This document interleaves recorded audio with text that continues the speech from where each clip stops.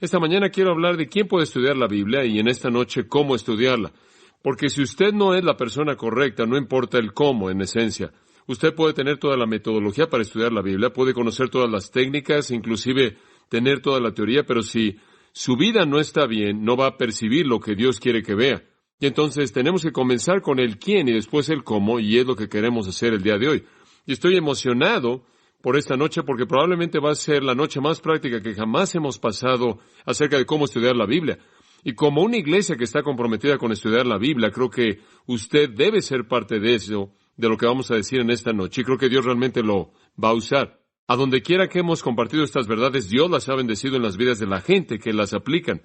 Y van a ver algunas cosas muy prácticas. ¿Cómo abre usted un texto? ¿Cómo entiende los versículos? ¿Cómo entiende un pasaje difícil? ¿Cuáles son los buenos recursos y demás? Y vamos a entrar a eso en esta noche. Pero para esta mañana quiero introducir esto y hablar un poco del quién del estudio bíblico, quién puede estudiar la Biblia.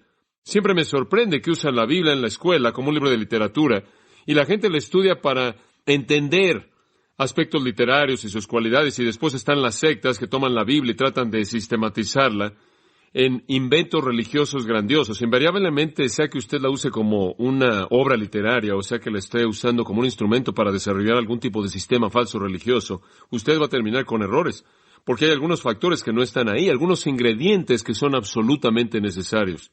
Y eso es básicamente de lo que queremos hablar en esta mañana. Algunos de ustedes quizás leyeron de un cierto filósofo religioso danés que vivió en el siglo XIX llamado Søren Kierkegaard.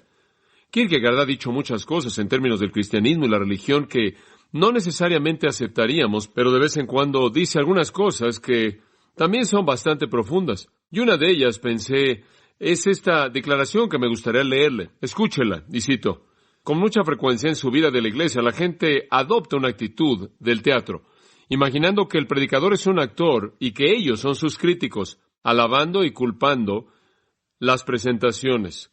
De hecho, la gente son los actores en el escenario de la vida. El predicador es meramente el motivador que le recuerda a la gente sus frases perdidas. Fin de la cita. Creo que él percibe un verdadero problema. Es muy fácil para usted o para cualquier persona el venir a la iglesia y tratarla como si fuera un teatro y se siente y vea lo que sucede y después o alabe o critique lo que pasó. Pero tiene razón. El hecho es que ustedes realmente son los actores viviendo en el escenario de la vida y estoy aquí para motivarlos acerca de lo que deben hacer. Si todo lo que pasa es que usted viene y evalúa el sermón, entonces ha perdido el punto.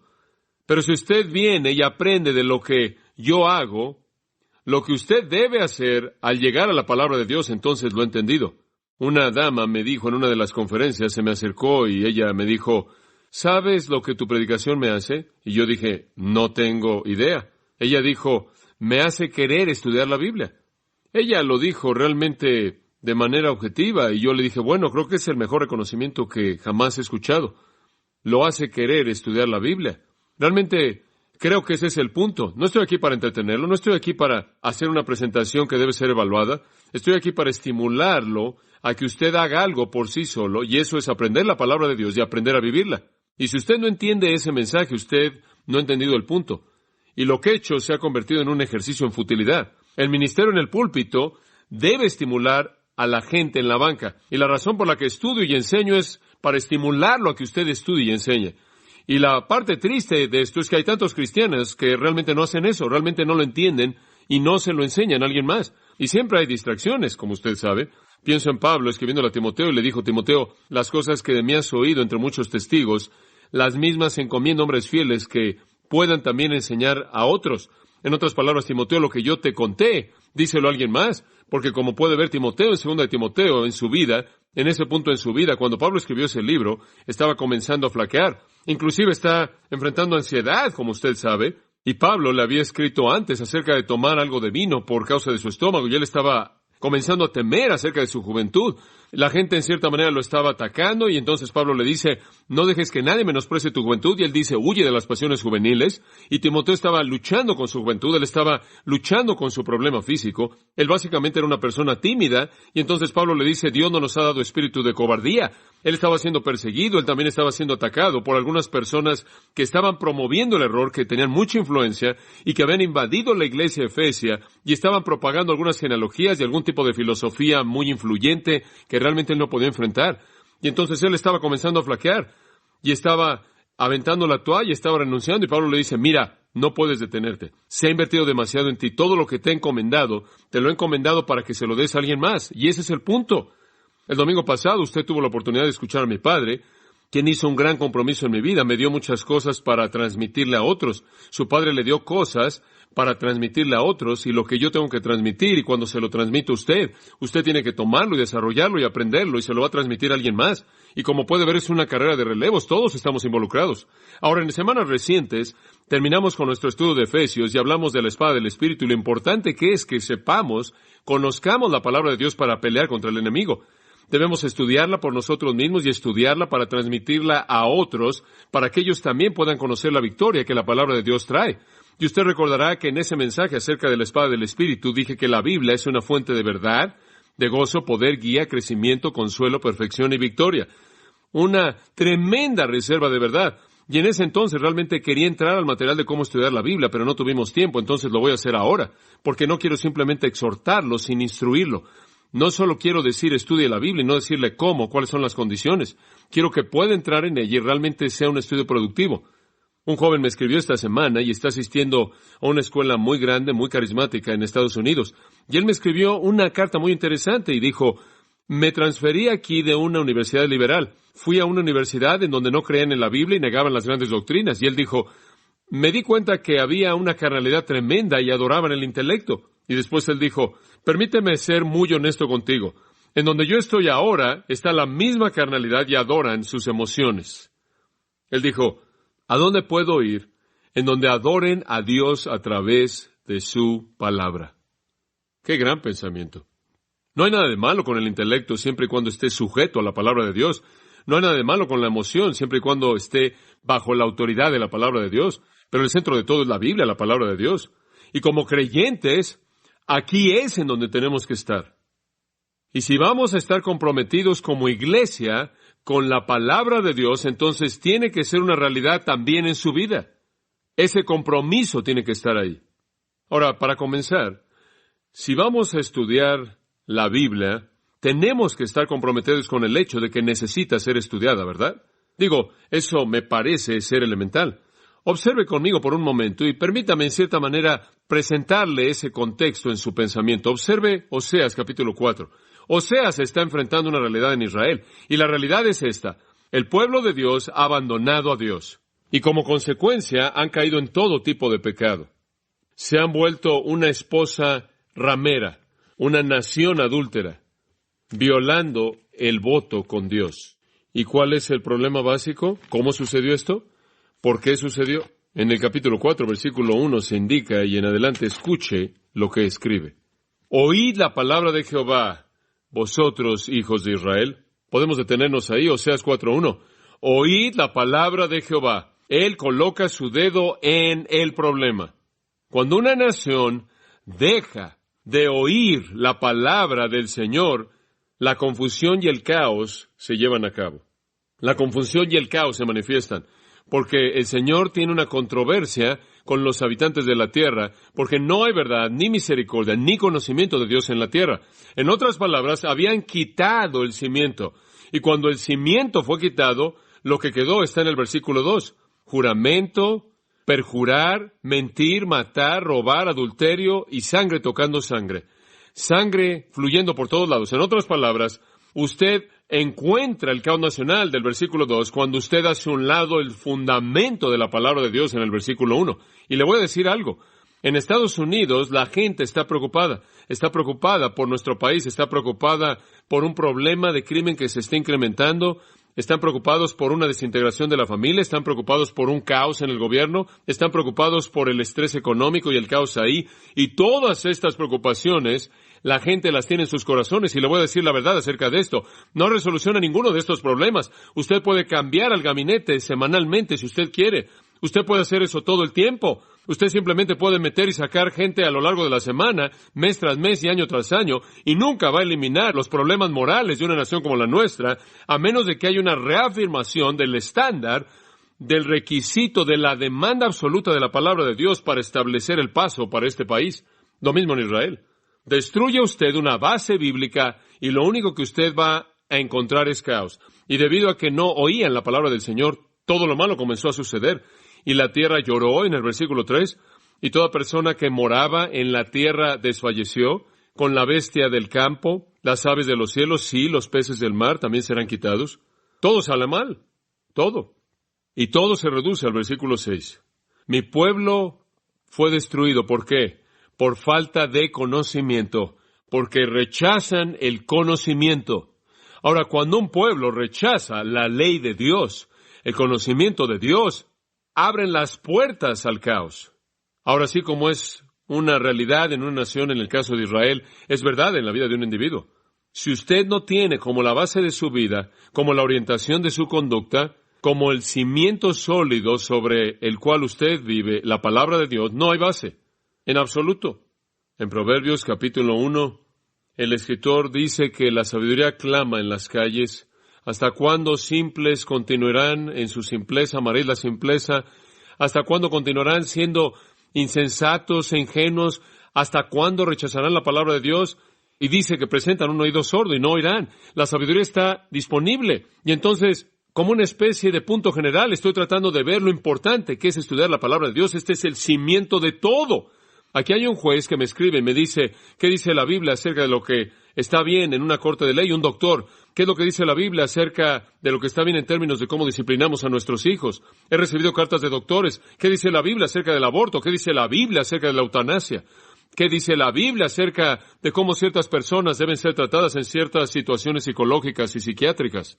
Y entonces, amados, lo que les estoy diciendo es, como pueden ver, ustedes no pueden vivir su vida como debe ser vivida, a menos de que tenga el conocimiento de la palabra de Dios. Y entonces es imperativo que seamos estudiantes de su palabra. En el Nuevo Testamento esto se vuelve literalmente un asunto que llena el Nuevo Testamento. Romanos 12:2 dice, y no os conforméis a este mundo, este siglo, sino transformaos. Ahora, ¿cómo es que usted se eleva sobre el sistema que lo absorbe? ¿Cómo se eleva sobre la corrupción en la que vivimos?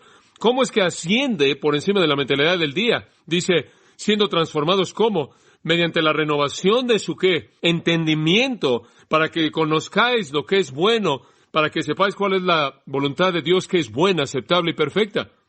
En otras palabras, en primer lugar necesita conocer y después vivir. Si usted sale corriendo tratando de vivir sin el conocimiento de la verdad de Dios, usted va a descubrir que va a chocar contra el sistema. Para poder elevarse sobre él necesita conocer la palabra de Dios. En Efesios 4:23 el apóstol Pablo dice, renovaos en el espíritu de vuestra mente. En Filipenses 1:9 él dice, para que abundéis más y más en ciencia y en todo conocimiento. Filipenses 4:8 él nombra muchas cosas y después dice, si hay alguna virtud, alabanza, en estas cosas pensad. En Colosenses capítulo 1, aumentando en el conocimiento de Dios, él dice. En 2 Pedro 3:18, antes bien creced en la gracia y el conocimiento de nuestro Señor y Salvador Jesucristo. 2 Timoteo 3:16, la palabra de Dios es dada para perfeccionarlo, para que conozca la palabra, la voluntad de Dios, y lo que Dios quiere para que usted viva. Conocimiento. En Proverbios 24:13 hay una hermosa declaración acerca del conocimiento. Ahí en el versículo 13, hijo mío, come miel porque es buena, y el panal, el cual es dulce para tu paladar. Así también el conocimiento de la sabiduría será para tu alma. Y a lo largo de Proverbios, 31 capítulos, está el mandato, la instrucción a aprender la verdad de Dios y vivirla. Conocer, buscar la sabiduría, buscar la sabiduría, busca la sabiduría, busca la sabiduría, busca la sabiduría, una y otra vez. Y por cierto, todo niño hebreo, conforme crecía, era instruido con el libro de Proverbios para que pudiera conocer los estándares de Dios para la vida. Y entonces tenemos que conocer. Y puedo añadir algo. El conocimiento del cual las Escrituras hablan no está separado de la obediencia. No conoce nada de la teoría, no conoce nada del concepto, no conoce nada de simplemente el intelectualismo de la sofía griega. El pensamiento hebreo de la sabiduría siempre era conducta. De hecho, para el hebreo, si usted no vivía, usted realmente no lo conocía. Para la sabiduría griega, sofos era intelectualizar, era teoría, era conceptual.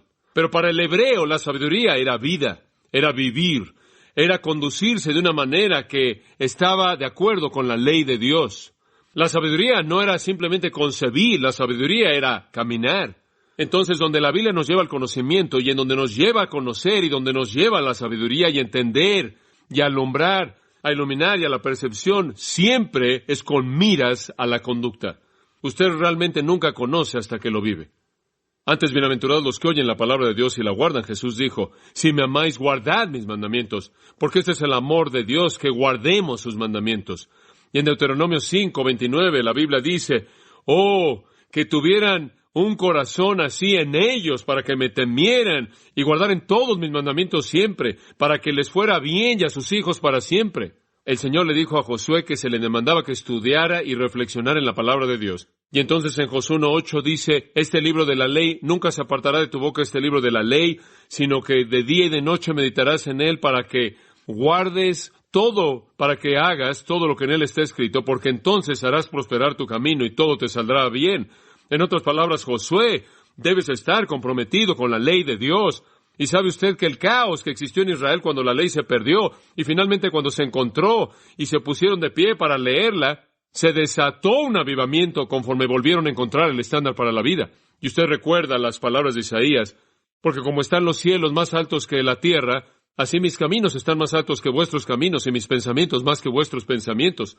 Porque como la lluvia desciende y también la nieve del cielo, y no regresa ahí, sino que riega la tierra y la hace germinar, sino que la hace producir, sino que la riega y la hace producir para que dé semilla al que siembra y pan al que come, así será mi palabra que sale de mi boca, no regresará a mí vacía, sino que hará todo lo que yo quiero y prosperará en aquello para que la envíe. Dios dice, así como la lluvia y la nieve desciende y riega la tierra, así mi palabra descenderá y dará crecimiento a su vida. Me encantan los salmos, el himnario del Antiguo Testamento. Y David, claro, era un hombre con un corazón adorador. Y en el Salmo 138:2 adoró a Dios con estas palabras, adoraré hacia tu santo templo y alabaré tu nombre por tu misericordia y por tu verdad. ¿Por qué por tu verdad? Porque tú has engrandecido tu nombre y tu palabra sobre todas las cosas. En otras palabras, David dice, Dios, te adoraré en base a tu verdad. Hemos hablado acerca de eso en el pasado. Usted ni siquiera puede adorar a Dios, no importa qué tan bien intencionado eso sea en su propia mente. Usted verdaderamente no puede adorar a Dios a menos de que usted lo adore de acuerdo con la verdad. Aquí habían personas en el monte Gerizim tratando de adorar a Dios. En Juan 4, Jesús dijo, deben adorar al Señor en espíritu, sí, pero en verdad. Usted no puede inventar sus propios medios. Como Saúl, usted no puede ofrecerle al Señor muchos animales que usted le robó en contra de su mandamiento y después decir, bueno, estoy sirviendo al Señor. Y el profeta le dijo, puedes estar pensando que estás sirviendo a Dios. Él dijo no a esos animales. Tú nunca vas a colocar a un hijo en el trono. Y maldijo su descendencia. Dios no quiere una adoración autoestilizada. Él la quiere según su palabra. En el Salmo 119, uno de los poemas más majestuosos en todas las Escrituras, casi todos los 176 versículos nos enseñan la necesidad de la obediencia a la palabra de Dios. En el versículo 1 y 2, el Salmo entero comienza, bienaventurados son los perfectos de camino que andan en la ley de Jehová, bienaventurados los que guardan sus testimonios y con todo el corazón le buscan. Y usted sabe lo que dice en el versículo 11, en mi corazón he guardado tus mandamientos para no pecar contra ti. Y entonces encontramos que las Escrituras nos llaman a obedecer la palabra. Ahora, amados, el estándar está ahí arriba, como pueden ver. Simplemente les he dado escritura tras escritura tras escritura, la importancia de la palabra. ¿Y puedo pedirle que haga un pacto en su corazón? No quiero imponérselo, solo quiero que lo haga porque está bien. Dice usted, esto del estudio bíblico es un trabajo duro. Sí, pero estas cosas están escritas para que su gozo sea que cumplido. ¿Quiere gozo completo en su vida? Esa es la razón por la que Dios escribió esto. Hará usted un pacto, y le voy a dar un pacto para que usted no tenga que pensar o inventar uno. Este es un pacto hecho por Josías el rey, y Dios realmente lo bendijo por ello. En 2 de Crónicas 34:31, y el rey se puso en su lugar e hizo un pacto delante del Señor. Que Dios bendiga su corazón. Este joven Josías es como un haz de luz en medio de la oscuridad del pasado antiguo de Israel, un hombre piadoso. Él hizo un pacto delante del Señor. Ahora escúchelo. A ir en pos de Jehová, a guardar sus mandamientos y sus testimonios y sus estatutos con todo su corazón y con toda su alma, y hacer las palabras del pacto que están escritas en este libro. Josías dijo, Dios, mientras yo viva este día, me comprometo, juro aprender y vivir tu palabra. Esa es la razón por la que Él hizo una diferencia. Esa es la razón por la que Él fue diferente de todas las personas que vinieron antes y después de Él. ¿Está dispuesto a hacer ese pacto? Esta es la palabra de Dios. Estúdiela como Dios le ha mandado hacerlo. Ahora, específicamente, ¿quién por esta mañana? ¿Quién puede estudiar la Biblia? Simplemente le he dado una instrucción general, un mandato general. Acabo de decir que toda persona debe estudiar la Biblia. Ahora, ¿quién la puede estudiar y obtener algo de ella? Dice usted, bueno, tienes que ir al seminario. ¿En serio? ¿Cuáles son los requisitos? Bueno, usted tiene que tener muchos libros para hacerlo. Bueno, soy demasiado nuevo, no sé. Bueno, he tratado de entenderlo, pero hombre, todas esas palabras son tan difíciles. No la entiendo. Bueno, mi esposa es buena, pero yo soy flojo, yo soy malo. ¿Quién la puede entender? Muchas personas dicen entenderla. Vienen y le tocan la puerta y le dicen que se la van a explicar. ¿Quién puede entender la Biblia? ¿Cuáles son los requisitos? ¿Cuáles son los requisitos básicos medulares? Muy bien, aquí vamos. Le voy a dar 5 y después un sexto, un final. Número 1. ¿Quién puede entender la Biblia? Solo los creyentes. Solo los creyentes. En primer lugar, necesita ser cristiano, un verdadero cristiano, un creyente, nacido de nuevo, regenerado. Dice usted, bueno, ¿me estás diciendo que si no eres cristiano no puedes entender la Biblia? Eso es correcto. Permítame mostrárselo. 1 Corintios 2:14. Quiero llegar un poco hasta eso, así que permítame comenzar en el versículo 10. Este es algo tremendo, un principio tremendo. Pero Dios, ahora observe esto, nos la reveló por su Espíritu. Ahora las se refiere a las verdades de Dios, los principios de Dios, o la revelación de Dios, o la palabra de Dios. ¿Quién la recibe? Dios nos la reveló por su Espíritu. Ahora quiero que observe esa pequeña frase, nos la reveló. Nos, esa palabra en el versículo 10. Ahora eso no podría parecer demasiado importante en español, pero en el griego es, porque en el griego viene al principio de la oración, a nosotros, y está en la forma enfática. Y lo que Pablo está diciendo es que la revelación de la verdad de Dios es a nosotros, y el nosotros se refiere a creyentes. Observe esto en contraste a aquellos a los que se ha estado refiriendo, porque desde el 1:18 hasta el 2:9, él está hablando acerca de lo ignorante que son los filósofos del mundo en relación con la palabra o con la verdad de Dios. No la pueden conocer. ¿Por qué? Por el versículo 9. Ojo no vio, en otras palabras, no lo pueden ver empíricamente. No pueden descubrirlo mediante el descubrimiento. En segundo lugar, ni ha entrado en su corazón. No pueden descubrirlo por su propio sentimiento, su propia emoción, o sus propios pensamientos, o su propia experiencia espiritual. No está disponible externamente, no está disponible internamente, no importa lo erudito que el filósofo pueda ser. ¿Por qué? Porque Dios nos las ha revelado, no a ellos. Esa es la implicación. No está disponible. Hay personas en el mundo que hablan sabiduría humana. Los príncipes de este siglo, él dice en el versículo 6, pero ninguno de los príncipes conocen la verdad, versículo 8 dice. Ninguno de ellos la conocen. No está disponible para ellos. ¿Por qué? Porque en su condición humana no la pueden conocer, versículo 11. Porque ¿qué hombre conoce las cosas de un hombre excepto el espíritu del hombre que está en él? Así también las cosas de Dios, ningún hombre las conoce sino el espíritu de Dios. Si un hombre no tiene al espíritu de Dios morando en él, no puede conocer nada acerca de Dios. Ahora él puede pensar que conoce algunas cosas, puede tratar de entender algunas cosas, pero realmente no puede conocer, no en el sentido de conocer y vivir esa verdad en la vida. Pero el versículo 12 dice, pero nosotros hemos recibido no el espíritu del mundo es simplemente la idea de la razón humana, es una paráfrasis para la razón humana. No dependemos de la razón humana, sino del espíritu de Dios, y debido a él nosotros conocemos las cosas que nos han sido dadas de manera gratuita a nosotros por parte de Dios, y después el versículo 14 lo resume. Pero el hombre natural, ahora observe esto, no entiende, no recibe las cosas que son del Espíritu de Dios, porque para él son locura y no las puede, ¿qué? Entender, porque se han de discernir espiritualmente. Si usted no es un creyente, usted realmente no puede percibir con entendimiento, y el resultado, la verdad de la palabra de Dios. Es lo mismo en la analogía del versículo 11. Un hombre no puede conocer nada acerca de sí mismo, a menos de que lo conozca en su espíritu. En otras palabras, su cuerpo no lo puede conocer. Ilustración, un cuerpo muerto no conoce nada porque no tiene espíritu. Un hombre sin el espíritu de Dios es como un cuerpo físico muerto. No puede conocer tampoco nada. Eso es lo que la muerte espiritual es, la ausencia del conocimiento de Dios por la ausencia o debido a la ausencia del Espíritu de Dios. Y entonces, sin conocer a Cristo, usted no puede conocer la Biblia. Y eso es lo que es tan triste acerca de las sectas y demás. Vienen y inventan estas ideas complejas de supuesta teología, y debido a que ni siquiera conocen a Dios para comenzar, debido a que niegan a Jesucristo, están perdidos sin esperanza y la confusión simplemente se incrementa, confusión sobre confusión. La verdad solo está disponible para aquellos que conocen y aman al Señor Jesucristo. Martín Lutero dijo, el hombre es como un pilar de sal. Él es como la esposa de Lot. Es como una piedra o como un madero. Él es como una estatua sin vida, la cual no tiene ni ojos, ni boca, ni sentido, ni corazón, hasta que ese hombre es convertido y regenerado por el Espíritu Santo. Y hasta que eso sucede, el hombre nunca conocerá la verdad de Dios. Fin de la cita. Y entonces simplemente lo aliento a que entienda que el meollo, la médula para conocer la Biblia es que usted conozca a Dios a través de Jesucristo. Ahora dice usted, pensé que nos ibas a decir cómo estudiar la Biblia. Esto es simplemente predicación. Escuche, le voy a decir eso en esta noche, pero quiero que sepa lo que dije antes. Si usted no lo sabe, si usted no entiende los requisitos, el método no significa nada. Esto es básico. El corazón creyente va a entender. Y sabe una cosa, esto es subrayado por las palabras de nuestro Señor de una manera tan profunda como en ningún otro lugar en la Biblia. En Juan 8:44 Él le dice a los fariseos, les dice, vosotros sois de vuestro padre el diablo.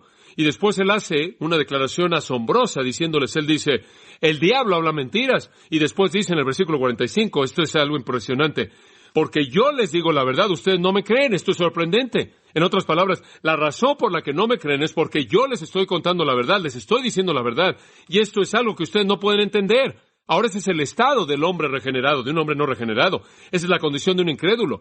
Usted le habla la verdad y no la recibe porque es la verdad y no la puede entender. Hay un segundo principio. Para estudiar la Biblia usted debe ser diligente. No solo nacer de nuevo, sino diligente. Diligente. Y este es un gran pensamiento. Ser diligente. Usted no puede estudiar las Escrituras de manera ligera. Tiene que haber un compromiso con ello. Permítame mostrarle lo que quiero decir. En Hechos capítulo 17. Hechos capítulo 17. Recordará usted que el apóstol Pablo estaba moviéndose en su ministerio a los gentiles, viajando a diferentes lugares. Él había estado en Tesalónica, procediendo a partir de ahí al sur hacia Berea. Dice en el versículo 10 de Hechos 17, y los hermanos inmediatamente enviaron a Pablo y a Silas de noche a Berea, quienes llegando ahí fueron a la sinagoga de los judíos. Estos eran más nobles que los que estaban en Tesalónica, porque recibieron la palabra con toda solicitud. Y ahora esto es maravilloso, hombre, aquí hay mentes abiertas. Hay un grupo que está ahí en medio, en ese pequeño espacio, quieren conocer, y sus mentes están abiertas, están listos para recibirla, y escudriñando cada día las Escrituras para ver si estas cosas eran así. Por lo tanto, muchos de ellos creyeron. Eran más nobles que el resto porque eran diligentes en su estudio, y yo creo que eran verdaderos santos del Antiguo Testamento. Yo creo que ellos conocían a Dios bajo los términos del Antiguo Testamento y ahora sus corazones fueron abiertos cuando el Evangelio llegó en su apertura a recibir y escudriñaron diligentemente. Por cierto, el término para escudriñaron o examinaron es un término judicial que significa una investigación. Realmente se metieron en esto e investigaron para ver si era verdad. Amado, usted no puede estudiar la Biblia de una manera ligera, superficial. En 2 Timoteo 2:15 dice, procura con diligencia, y usa una palabra tremendamente fuerte. Procura con diligencia presentarte a Dios aprobado como obrero que no tiene de qué avergonzarse, que usa bien la palabra de verdad. Escuche, usted necesita ser diligente en su estudio bíblico. ¿Por qué? Para que usted pueda cortarla derecho, trazarla derecho. Porque si usted no lo hace, va a tener algo de qué avergonzarse y usted no será probado. Oh, esa palabra probado es una gran palabra, dóquimos, probado, mostrado. Se muestra que es de una calidad alta, un cristiano de alta calidad, o un cristiano aprobado, que no tiene fallas por las cuales se va a avergonzar, como alguien que es diligente en estudiar la palabra de Dios, que la traza derecho. La palabra usa bien o corta derecho es literalmente cortar derecho. Y Pablo estaba haciendo tiendas, y esa era la palabra que él usaba, porque él solía hacer tiendas a partir de pieles de cabras, y él cortaba las partes para que encajaran con el todo. Él no hizo una tienda de una cabra. No había una supercabra. Entonces tenía que cortar a las pequeñas cabras y hacer que encajaran juntas, ¿se da cuenta? Y él encajaba todas esas piezas juntas, y la parte diligente de lo que Pablo está diciendo es que usted tiene que cortar derecho toda porción de las Escrituras, de lo contrario el todo no va a unirse. Ustedes, señoras, no pueden hacer un vestido cuando ustedes cosen a menos de que toda parte esté cortada de manera apropiada. Y en términos teológicos, diríamos que usted no puede ser un teólogo a menos de que sea un exegeta. Usted no puede entender el todo a menos de que entienda las partes. Y entonces debe enfrentar la palabra de Dios cortando de manera derecha toda porción y después encajándolo con el todo. Y eso demanda trabajo. Como le dije antes, G. Campbell Morgan decía, 95% de la inspiración es perspiración. Es trabajo. Y en 1 Timoteo capítulo 5 la Biblia indica esto conforme escribe acerca de los ancianos. Dice, los ancianos que gobiernan bien sean tenidos por dignos de doble honor, mayormente los que trabajan duro en la palabra. Y usa copiao, el cual es un verbo griego que significa trabajar al punto de sudar y estar exhausto. Y hoy él dice, honra a esos ancianos que trabajan duro en las Escrituras. Es labor. Tiene que haber un compromiso con la diligencia, el trabajo duro, escudriñar las Escrituras. Y entonces, para comenzar, si usted va a ser un estudiante de la Biblia, si usted va a aprender las Escrituras y hacer que en su vida haya un compromiso personal, primero tiene que nacer de nuevo y conocer a Jesucristo para que tenga el Espíritu residente para que le enseñe. Y en segundo lugar, debe ser diligente. En tercer lugar, quizás este debe ser el ápice de nuestros pensamientos, debe tener un gran deseo. No va a suceder por accidente. De hecho, nada jamás sucede por accidente. Ciertamente no volverse un buen estudiante de la Biblia. Tiene que desearlo. 1 Pedro 2:2. Desear como niños recién nacidos la leche espiritual no adulterada para que por ella crezcáis. Un bebé desea una cosa, leche, eso es todo. Eso es lo único que un bebé desea. No le importa nada más. No le importa de qué color son las cortinas, la alfombra. No le importa en qué habitación está. No le importa de qué color son las botas, ni tampoco la pijama. No le importa nada. Usted puede hacer lo que quiera y en la casa al bebé no le importa qué tipo de carro compra usted. Al bebé no le importa qué come usted. El bebé quiere leche, eso es todo. Dele la leche y enfrente con las consecuencias. Eso es todo. Un bebé solo piensa en una cosa y eso es lo que Pedro está diciendo. Él está diciendo así como un bebé desea leche y solo leche y está inmerso, consumido por la leche, así también debe ser su hambre por la palabra. Y sabe una cosa, la gente a veces, como usted sabe, me pregunta ¿por qué estudio la Biblia? Y no sé de dónde obtuve esto, pero en algún punto a lo largo del proceso, Dios me ha dado un hambre por conocer su palabra. Con mucha frecuencia un pastor dice, usted sabe, su iglesia ha crecido a partir del estudio de la Biblia. Me gustaría hacer eso y edificar una iglesia, pero lo que realmente quieren hacer es usar la enseñanza bíblica como una manera de edificar la iglesia, en lugar de buscar una satisfacción para su propia hambre. Y no funciona como una técnica, tiene que tener hambre por la palabra. Me encanta lo que dice en Proverbios 2:4 dice, si como a la plata la buscares. ¿Puede imaginarse cuánto trabaja, qué tan duro trabaja la gente para encontrar plata, encontrar oro? Esa es la manera en la que debería buscar el conocimiento de la palabra de Dios. Creo que Job tiene el discurso más maravilloso en esto, en Job 28. Él da este discurso tremendo acerca de la minería y después lo aplica a la palabra. Escuche, seguro hay una veta para la plata y un lugar para el oro en donde lo refinen. Ahora Job va a hablar de cómo los hombres trabajan para encontrar oro y plata. Ahora el hierro es sacado de la tierra y el bronce es sacado de la piedra. Y él dice, los hombres van a hacer mucho trabajo para entrar a la minería. Van a llegar al fin de la oscuridad y buscar toda la perfección, las piedras de la oscuridad y la sombra de la muerte. Él dice, van a entrar a la tierra como si fueran topos a la oscuridad profunda y son rodeados por situaciones muy peligrosas. Van a hacer lo que tengan que hacer para encontrar eso. La inundación irrumpe del habitante. Inclusive las aguas olvidadas por el pie son secadas, están lejos de los hombres. La idea aquí es de cambiar la configuración de la tierra y minar y escarbar todo esto. Ellos literalmente, versículo 9, voltean los montes por sus raíces. Ellos escarban tan profundamente que cambian la configuración de la tierra. Van a lugares, versículo 7, en donde ningún ave jamás ha estado, en donde ningún animal jamás ha estado o ha ido. Los leones nunca han ido ahí, los leones nunca han pisado ahí, en el versículo 8, y el león feroz nunca pasó por ahí. Cortan ríos entre las rocas y entran a otros lugares, en el versículo 11, escarban y encuentran metal precioso. Simplemente piensa en eso en nuestra sociedad. Escarbamos y cazamos y vamos a extremos tremendos para comprar plata y oro y para que usted se lo ponga en sus dedos y en nuestros brazos y en nuestros cuellos y en nuestros oídos, todo tipo de cosas así. Y todo el tremendo gasto que se involucra. Y estamos involucrados en la minería y escarbamos buscando metales preciosos y todas las diferentes cosas que hacemos para llegar a eso. Sin embargo, con todo el avance y toda la tecnología y el lujo y la plata y el oro y el metal, todo lo que tenemos, una cosa que no tenemos es sabiduría. Y eso es exactamente a donde va Job. Y él lo presenta de manera clara en el versículo 12. Pero ¿dónde se hallará la sabiduría? El hombre es tan bueno en escarbar todo lo demás. ¿A dónde va a ir para encontrar sabiduría? ¿Y dónde está el lugar del entendimiento? ¿En dónde puede usted encontrar el entendimiento? En una mina. Y la profundidad dice no está en mí, y el mar dice no está en mí, y usted no la puede comprar por oro, y usted no la puede obtener por plata, y no puede ser valuada con el oro de Ofir, o el ónice preciado, o el zafiro. El oro y el cristal no pueden compararse con ella. y el intercambio de ella no será joyas por oro fino. No se debe mencionar el coral o las perlas porque el precio es más elevado inclusive que el de los rubíes. Y él continúa, simplemente no está disponible. En otras palabras, lo que él está diciendo es que no está en la tierra del hombre y no está en el ambiente del hombre. En la economía del hombre la sabiduría no se encuentra. Pero la implicación de lo que está siendo dicho en Proverbios es que el hombre es un insensato que gasta tanta energía por encontrar metal y no gasta nada para encontrar verdad. Que Dios nos ayude a buscar sabiduría en su palabra como los hombres buscan el metal precioso. ¿Tiene un deseo por su palabra? ¿Tiene una pasión abrumadora por su palabra? Job 23:12, me encanta este versículo. Él dijo, he atesorado las palabras de su boca más que mi necesaria comida. Si llega al punto de trabajar por mi alimento o estudiar su palabra, sería su palabra. Si llegara al punto de comer o alimentarme de su palabra, sería su palabra. Porque yo la atesoro sobre cualquier otra cosa. Ese es el tipo de hambre al cual el salmista debió haberse referido cuando dijo, oh, cuánto amo yo tu ley. Él dijo en el Salmo 19, la verdad es dulce más que la miel para mí y que la que destila del panal. Entonces debe haber un gran deseo. Dice usted, bueno, no tengo ese deseo. ¿Cómo obtiene usted ese deseo? Bueno, creo que todas estas cosas que le voy a mencionar se unen y realmente no las tiene usted en un vacío. Si usted simplemente ha nacido de nuevo, ese es el primer requisito, es simplemente el primer requisito. Si usted ha nacido de nuevo y es diligente, esas son simplemente las primeras dos.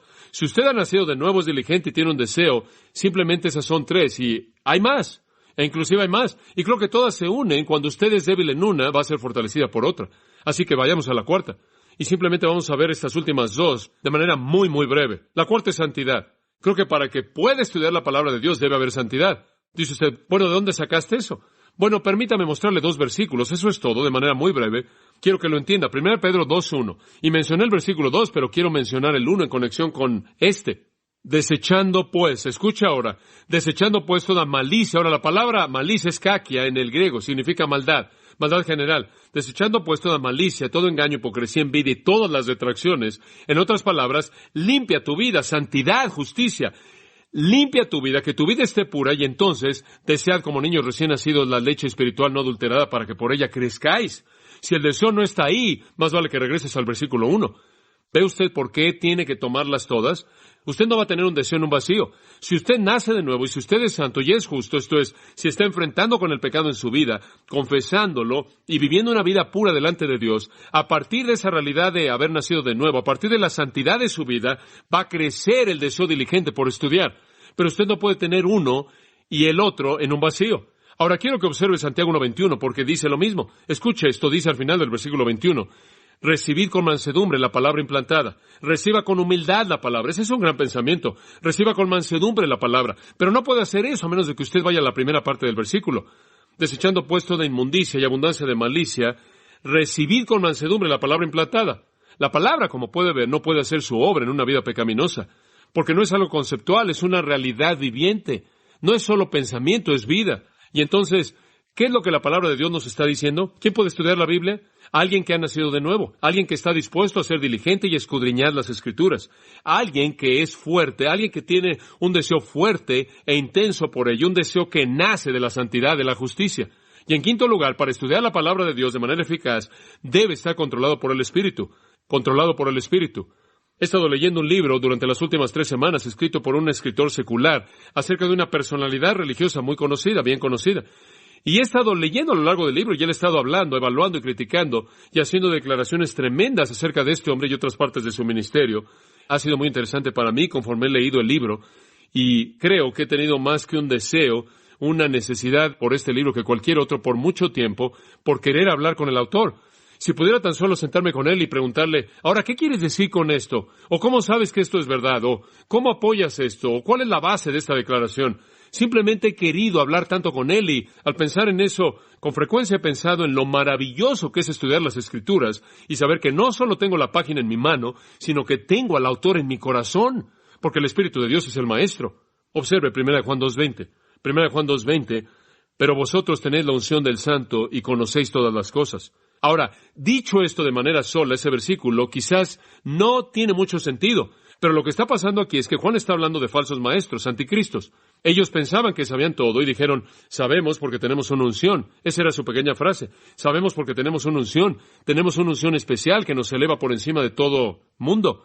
Y Juan está diciendo al cristiano, oye, Tú eres el que tiene la unción, tú eres el que tiene la unción. Ustedes tienen la unción, no alguna fantasía, no alguna unción fantástica, mística. Tienen la unción del Santo y conocen todas las cosas. Y allí en el versículo 27 él explica el mismo pensamiento. Pero la unción que recibisteis de él permanece en vosotros. Sea lo que sea esta unción que vive en nosotros, ¿quién es? Es el Espíritu de Dios. El Espíritu de Dios está viviendo en nosotros de tal manera que no necesitamos ningún maestro humano porque Él nos enseña. ¿Y qué es lo que Él está diciendo ahí? Que no necesitamos maestros que enseñen sabiduría humana. Y lo que Él está diciendo ahí es que no necesitamos maestros que enseñen sabiduría humana. ¿Por qué? Porque tenemos una unción al Espíritu de Dios. Y entonces, amados, es obvio que necesitamos nacer de nuevo, ser diligentes, tener un deseo fuerte, vivir una vida santa y estar llenos del Espíritu. Estar controlados por el Espíritu, porque el Espíritu es el que enseña y aplica la palabra de Dios. Hay otra cosa, y cierro. Todo esto tiene que unirse en una atmósfera de oración. Si usted quiere escribir una sexta, ahí está. Y sin embargo, no es una sexta. Podría encerrar un círculo alrededor de las 5 y encerrarlo todo. Oración. Yo creo que nuestro estudio bíblico debe nacer de la oración.